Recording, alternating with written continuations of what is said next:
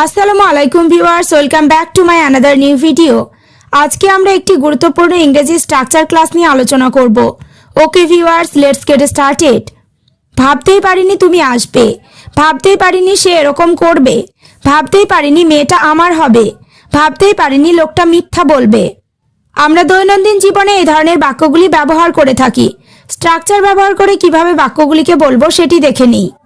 স্ট্রাকচারটি হলো to think that plus subject plus would plus V1 plus object. ভাবতেই পারিনি অর্থে এই স্ট্রাকচারটি ব্যবহার করব। এবার আমরা কয়েকটি এক্সাম্পল দেখে নেব। ভাবতেই পারিনি তুমি আসবে, to think that you would come.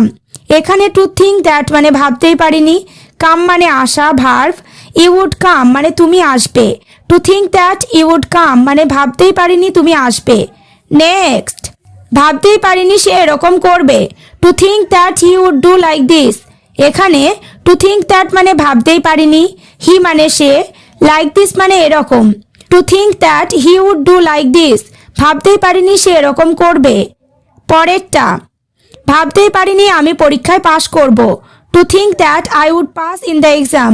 এখানে আই মানে আমি সাবজেক্ট, পাস মানে পাস করা ভার্ব, ইন দ্য এক্সাম মানে পরীক্ষায় object. To think that I would pass in the exam, ভাবতেই পারিনি আমি পরীক্ষায় পাশ করব। ভাবতেই পারিনি মেয়েটা আমার হবে, to think that the girl would be mine.